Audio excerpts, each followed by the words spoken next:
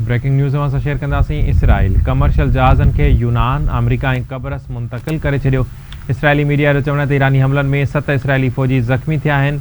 Israel पारां Iran ते हमलनि जो सिलसिलो जारी आहे। इसराइली फ़ौज जे तर्जुमान जो बयान बि साम्हूं अची वियो आहे। सॼी राति हमलनि में 70 जंगी जहाज़नि तेहरान में हदफ़नि खे निशानो बणायो। असां ईरान जे ओलह तरफ़ तेहरान ताईं फ़िज़ाई कार्रवाइनि जी आज़ादी हासिल करे वरिती आहे। तेहरान हाणे महफ़ूज़ नाहे रहियो। इसराइली फ़ौज जे तर्जुमान ब्रिगेडियर जनरल एफ़ी दैफ़रन अहिड़ी दावा कई आहे। ब्रेकिंग न्यूज़ असां शेयर कंदासीं। इसराइल कमर्शियल जहाज़नि खे यूनान, अमेरिका ऐं कब्रस मुंतक़िल करे छॾियो आहे। ईरानी हमलनि में 7 इसराइली फ़ौजी ज़ख़्मी थिया आहिनि। इसराइली फ़ौज जो इहो बयानु साम्हूं आयो आहे।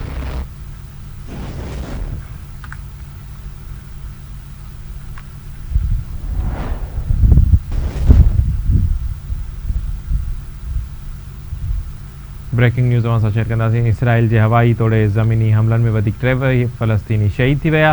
गज़ा जे सिहत खाते चयो त घणा माण्हू इमदादी मर्कज़ वेझो इसराइली हमलनि जो निशानो बणिया।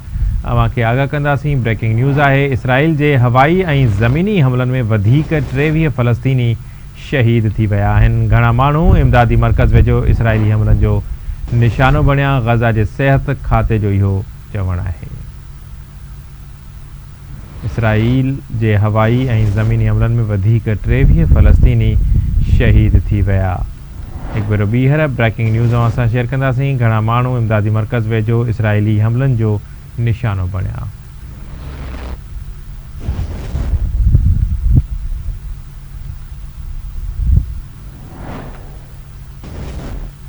ब्रेकिंग न्यूज़ असां शेयर कंदासीं। ईरान ते इसराइली हमलनि में पासदारान इनक़लाब जा 2 मेंबर शहीद थी विया। हमले में पुलिस चीफ मेजर हबीबुल्लाह ऐं सेकंड लेफ्टिनेंट आमिर हुसैन शहीद थी वियो। ईरानी मीडिया जो चवणु आहे त ईरान जे ओलहंदे इलाइक़े में इसराइल जे ड्रोन हमले में पुलिस सरबराह शहीद थी वियो।